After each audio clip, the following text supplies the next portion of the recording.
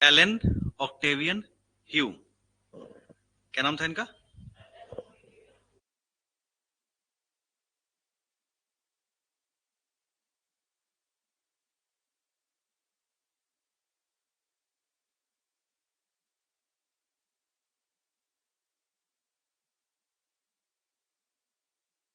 Indian national Congress,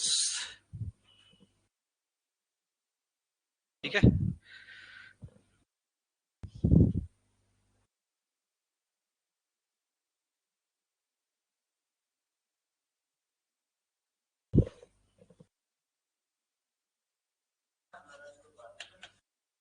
Indian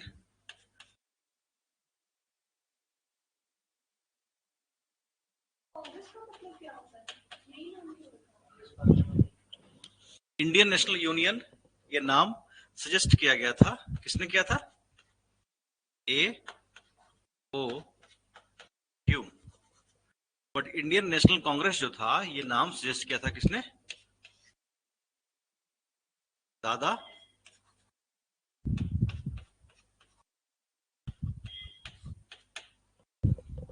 Naoroji ने। तो पहला फैक्ट तो ये है।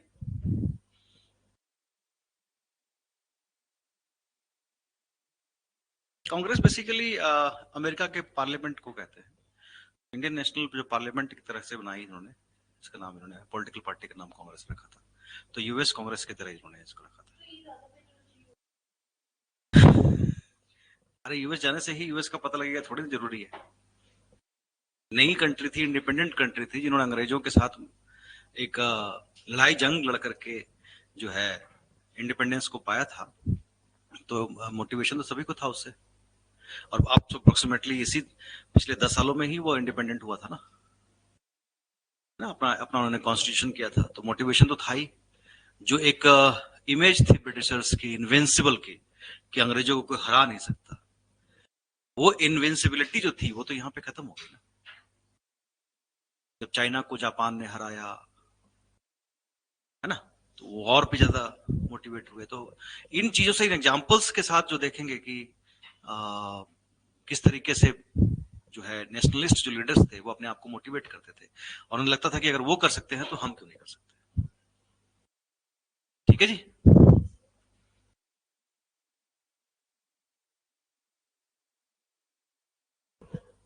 नेक्स्ट पॉइंट, इसका फर्स्ट सेशन।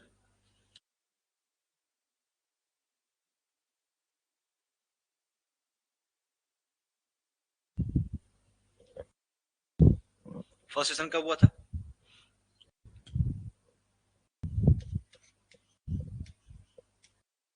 1885। कहाँ हुआ था?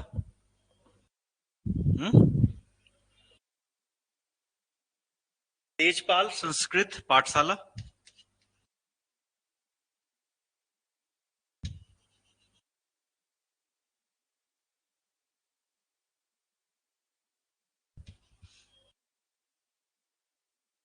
बॉम्बे।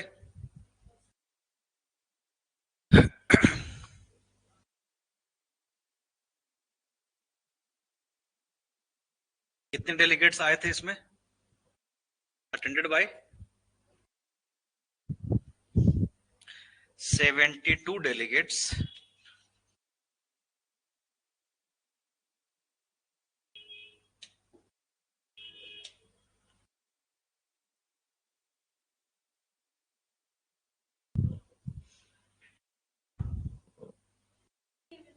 हम्म।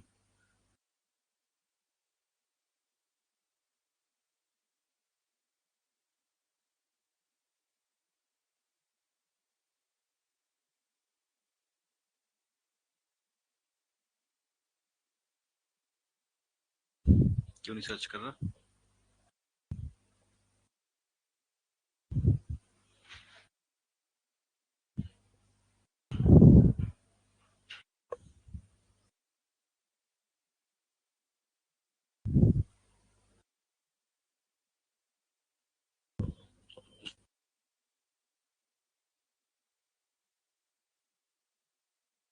ये उनकी फोटोग्राफ्स है आपके सामने, जिन्होंने पहला अधिवेशन, ये आपको पहचान में आ रहे हैं? कौन है ये? और भी किसी को पहचान रहे?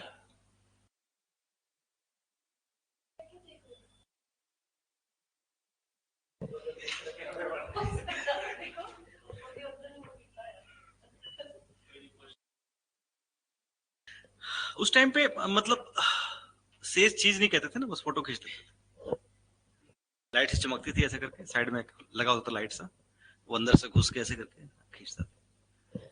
ये है आपके पहले डेलीगेट्स, गोपाल कृष्ण गोखले, दादा भाई नौरोजी, बदरुद्दीन तैयब जी, डब्ल्यू सी बनर्जी,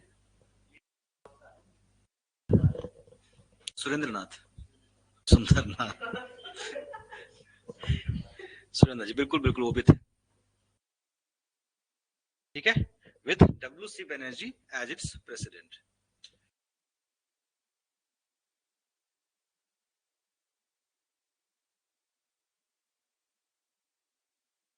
कौन थे ये? प्रेसिडेंट।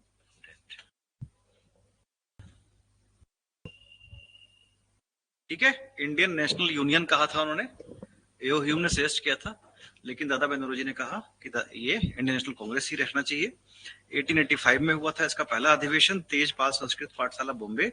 72 डेलीगेट्स थे और डब्ल्यू सी बनर्जी इसके अध्यक्ष माने जाते।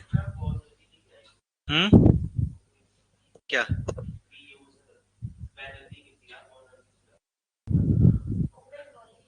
बोनर्जी, बोनर्जी, हाँ, BO, बोनर्जी। नहीं नहीं, डब्ल्यू सी का फुल फॉर्म मैं चेक करता हूँ, कहते थे, मैं बता दूंगा आपको इसके बारे में।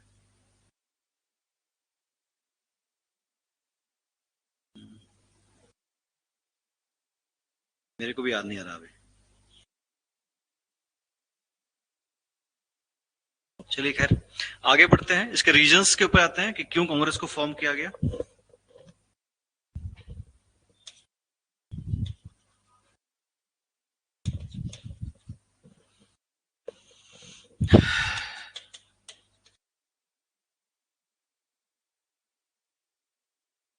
INC क्यों रखा गया इसको, क्यों इसकी फाउंडेशन रखी गई, क्या कारण है, बता सकते हैं? हुँ? कौन कौन से कहानी दिए गए रीजंस वो देख लेते हैं, फिर आगे बढ़ते हैं।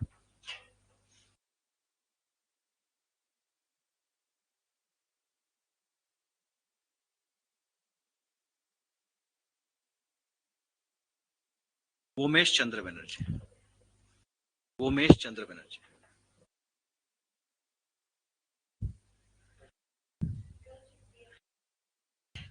जी, अब इसका पहला एक रीजन दिया, किसने दिया? बाल गंगाधर तिलक ने। बाल गंगाधर तिलक ने क्या कहा? It was formed because of safety valve theory. Safety valve theory का मतलब क्या होता है?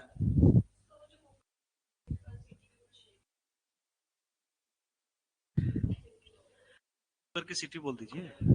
हाँ, कुकर की सीटी क्या होती है कि जैसे कि जब गैस ज्यादा इकट्ठा हो जाता है तो उसको रिलीज करने के लिए एक जगह दे दिया जाता है, ताकि वो उसकी जो हीट है वो कम भी ना हो और जो एक्सट्रीम जो बन रहा है वहां पे अंदर वेपर, वो बाहर निकल जाए, नहीं तो कुकर ब्लास्ट कर जाएगा। और कई बार ऐसा होता भी है कि अगर उसकी सीटी खराब हो जाए या उसमें कुछ फंस जाए तो ब्लास्ट भी करता है कुकर, आपको पता ही, दाल हर तरफ घूमते हैं, कई बार लोगों को चोट भी लग जाती है उससे, क्योंकि तो बम की तरह रहता है ना फिर। तो यही सेफ्टी बल्ब थ्योरी वो तिलक कह रहे थे कि लोगों के अंदर इतना ज्यादा डिसकंटेंट हो गया, लोग इतने परेशान हो गए, डिससेटिस्फाइड हो गए कि अब उसको एक डायरेक्शन देना जरूरी था। लोग अगर कांग्रेस में जुड़ेंगे और कांग्रेस में जुड़ने के बाद जब अपनी बातों को रखेंगे, जब गवर्नमेंट से डिस्कस करेंगे, तो उनका जो फ्रस्ट्रेशन है वो काफी हद तक नॉर्मल हो जाएगा। अगर ऐसा ना हो तो क्या होगा, 1857 जैसा फिर से भी एक सिचुएशन बन सकता है। तो गवर्नमेंट ये चाहती थी कि अपने फ्रस्ट्रेशन को रिलीज करने के लिए एक संस्था बन जाए जिसमें ये आसानी से उस डिससेटिस्फैक्शन को कंट्रोल किया जा सके। ठीक है, दूसरा रीजन क्या दिया गया?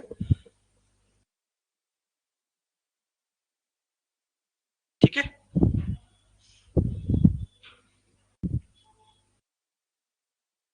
अब सबसे पहले इस थ्योरी को ही एनालाइज करते हैं। अगर हम सेफ्टी वाल्व थ्योरी को मानते हैं कि ये सही है, तो इसमें हमें एक चीज और माननी पड़ेगी, और वो ये है कि we are doubting the integrity of Congress leaders,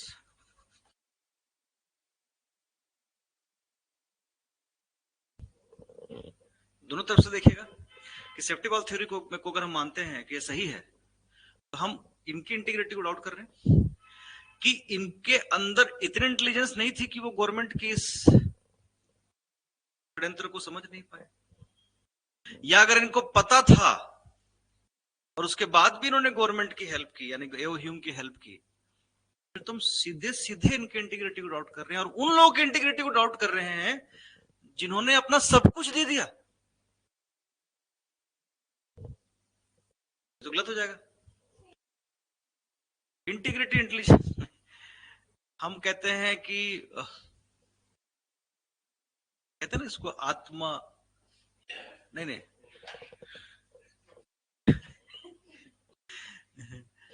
हमारा आत्मबल, हमारा हमारे अंतरात्मा, हमारी ईमानदारी, इसको इस तरह समझिए, सरल भाषा में हमारी ईमानदारी नहीं, एक ईमानदारी वफादारी जो होती है ना, उसी को इंटीग्रिटी कहते हैं। हम उनकी इंटीग्रिटी को डाउट कर रहे हैं सीधे सीधे, तो सेफ्टी वॉल्व थ्योरी को तो सही नहीं माना जा सकता। दूसरी तरफ अगर सेफ्टी वॉल्व थ्योरी को अगर हम मानते हैं, तो हमें एक और थ्योरी को मानना पड़ेगा। वो क्या है? ये भी मानना पड़ेगा कि Congress leaders utilised A O Hume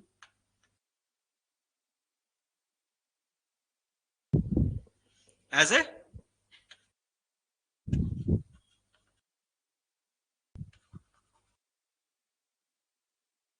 conductor.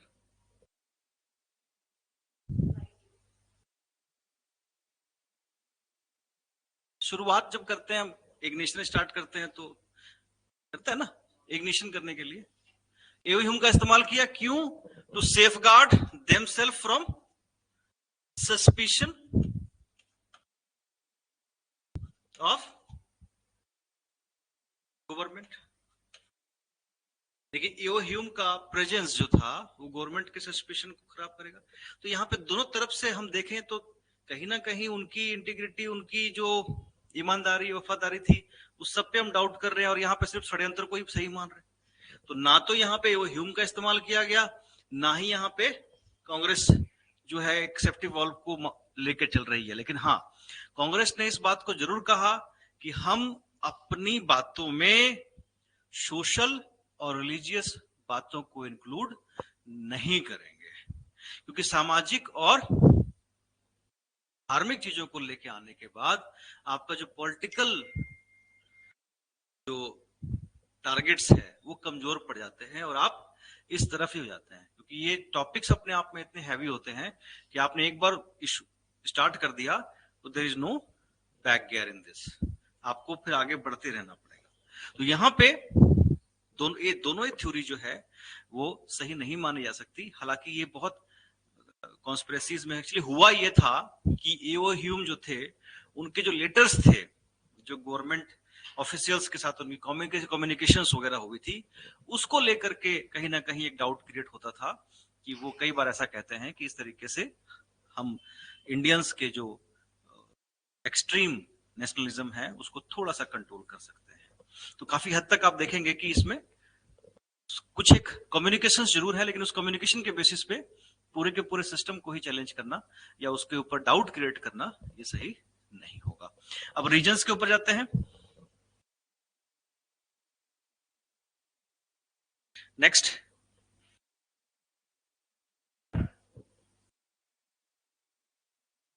समझ में आ गया?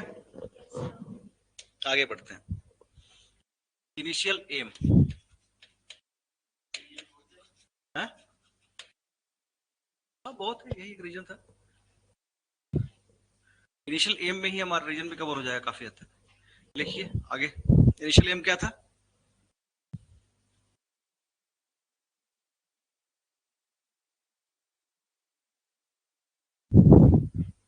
पहला,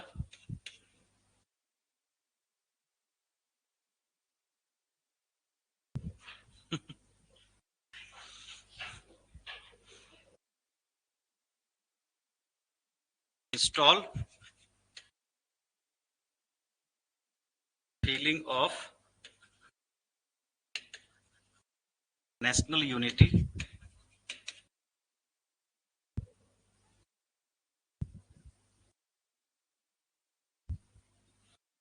remove disparities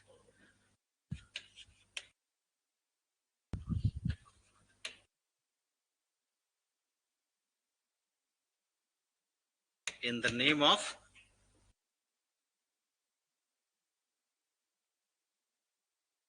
caste, religion and region.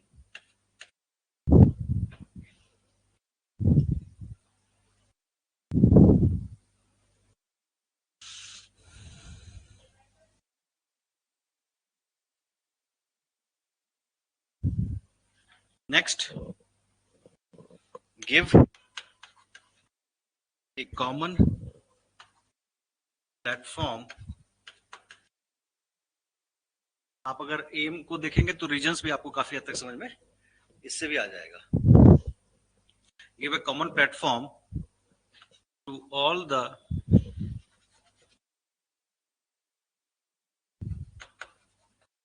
nationalists of India.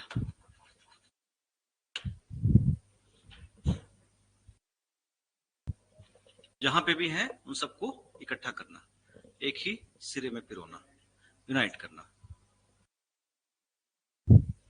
Third target क्या था? Give political training to Indians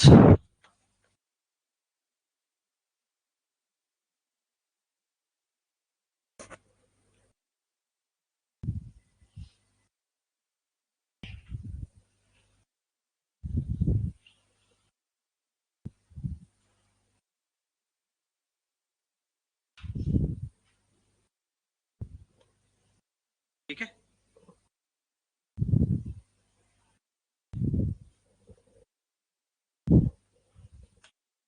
focus on socio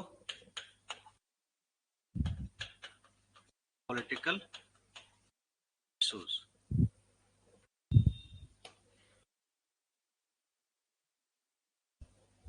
and became a bridge between the government and the Indian population.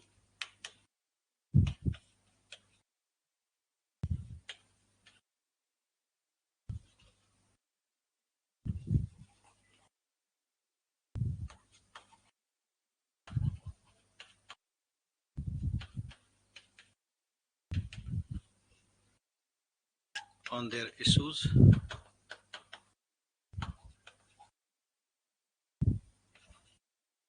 and government.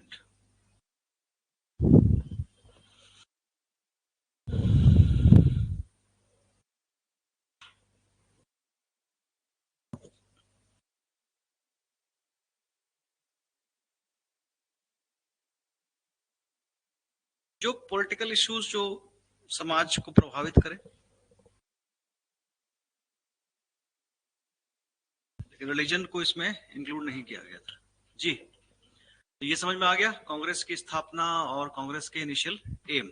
Safety valve theory भी आपने कर लिया। अब आगे हम बढ़ेंगे थोड़ा सा इसके। रीजन के नाम पे अभी भी नहीं है।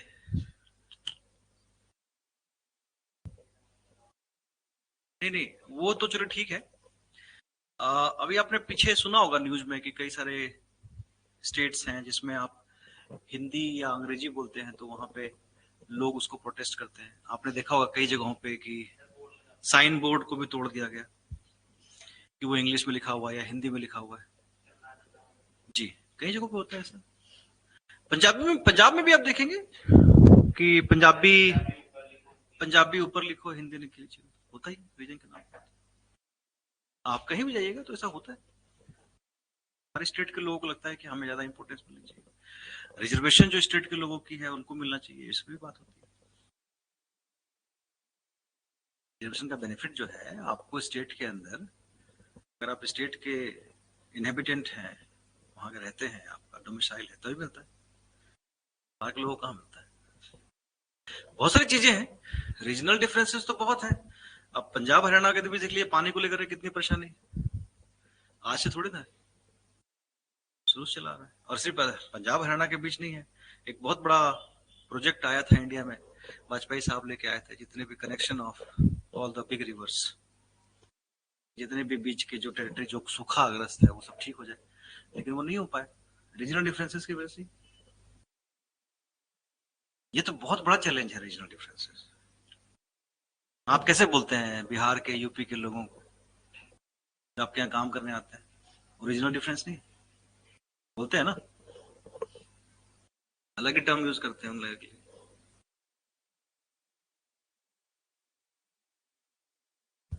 तो ये क्या है?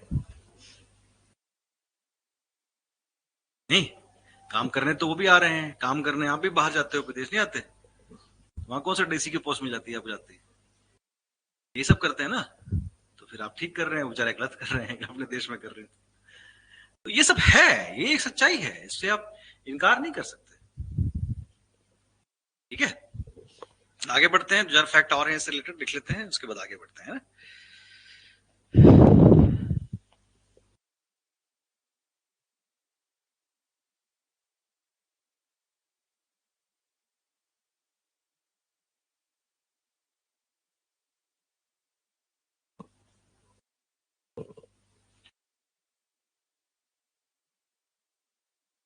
कादम्बरी गांगुली, कादम्बिनी गांगुली, कौन थे ये?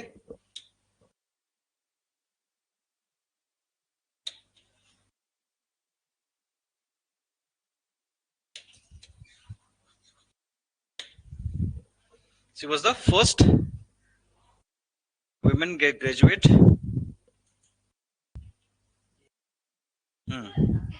1890, first women graduate who addressed Congress session.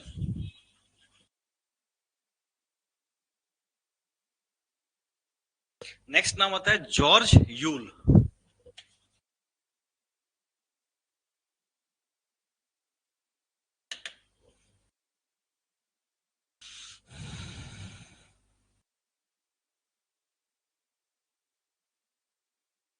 (1888)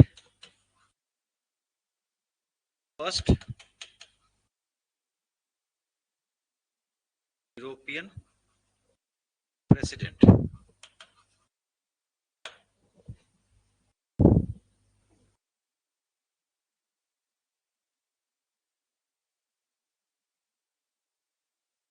ठीक है, अब हम आते हैं नेक्स्ट टॉपिक की तरफ, जो है ब्रिटिश एटीट्यूड।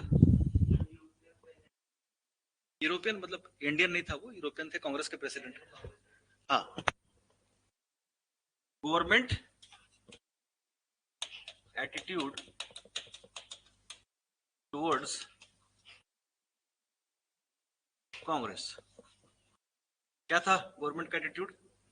उसमें कौन थे अपने वायसराय? Lord Dufferin. कौन थे?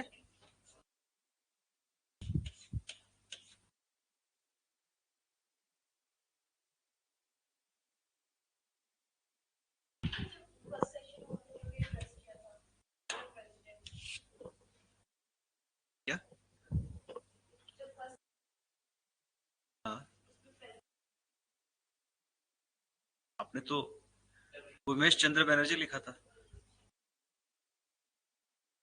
आपने तो फुल फॉर्म पूछा था उसका। जी, यूरोपियन 1888। टाइम देखो ना, लिखाया है मैंने, ईयर भी लिखवाया।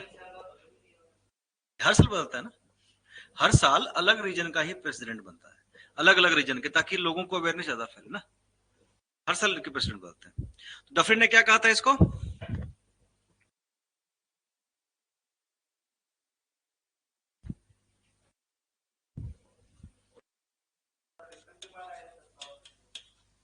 माइक्रोस्कोपिक, हाँ, माइनॉरिटी और सीडीटीएस ब्राह्मण्स। सीडीटीएस मतलब होता है विद्रोही। सीडीटीएस, माइक्रोस्कोपिक माइनॉरिटी, सीडीटीएस ब्राह्मण्स, विद्रोही ब्राह्मण। माइक्रोस्कोपिक माइनॉरिटी मतलब समझते हैं आप, छोटा सा इसका है।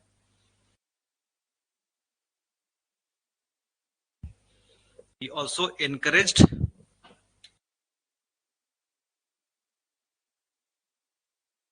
Sir Syed Ahmad Khan and Raja of Banaras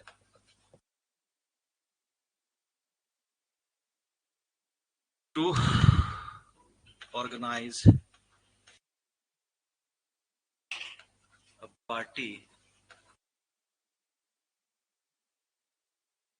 to counter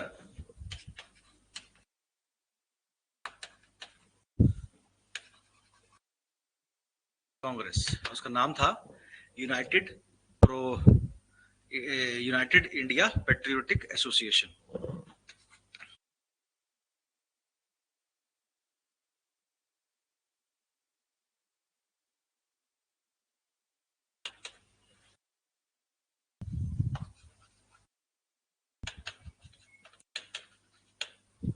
United India Patriotic association, ठीक है।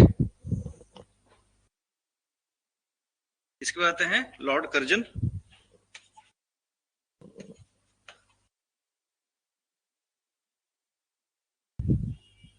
लॉर्ड कर्जन ने क्या कहा था, मैं बोलता हूं, लिख लीजिए। Congress is tottering to its fall.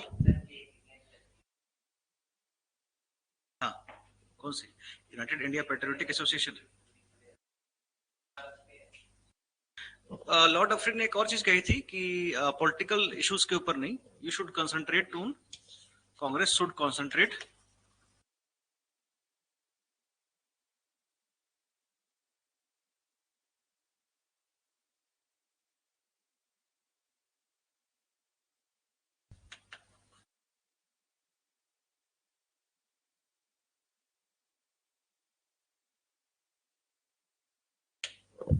बेटा, तू आधा घंटा बाद ही आता।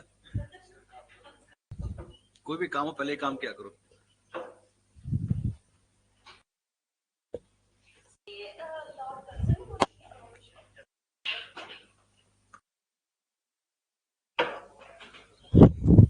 ये इतना बड़ा एरो बनाया है,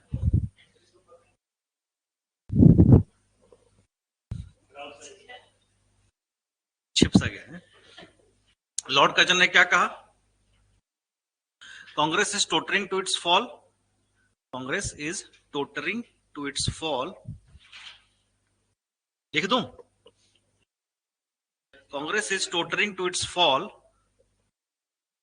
and one of my greatest ambition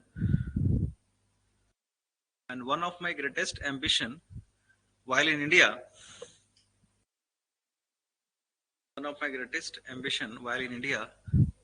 while WHILE, while in India, to see its peaceful demise.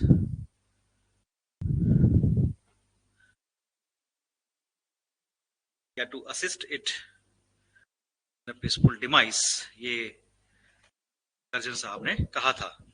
Next जो आएगा आपका आएगा अर्ली नेशनलिस्ट मूवमेंट, जिसमें आपके स्वदेशी मूवमेंट आएंगे। है स्वदेशी मूवमेंट का नाम सुना है? Amar Sonar Bangla, division of Bengal and capital shifting, shifting of capital ये स्वदेशी मूवमेंट के बाद ही होता है। पहले कैपिटल कलकत्ता था, उसके बाद कैपिटल कहाँ आ गया? क्या बात है, क्या बात है, सही कहा आपने। घबरा क्यों रहे हो? कैपिटल उसके बाद से दिल्ली ही है। तो पहले बंगाल कलकत्ता था अपना कैपिटल, तो डिवीजन कर दिया गया था। किसके टाइम पे हुआ था?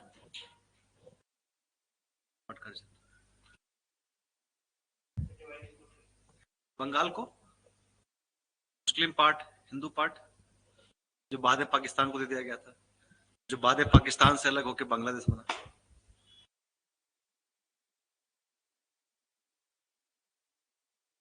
ठीक है ना, ये चीज है। तो इसको हम पढ़ेंगे अपने अगले लेक्चर में, और उसके बाद फिर हम पढ़ेंगे महात्मा गांधी का आना और महात्मा गांधी के बाकी सारे मूवमेंट और साथ में रेवोल्यूशनरी टेररिज्म। ठीक है, थैंक यू।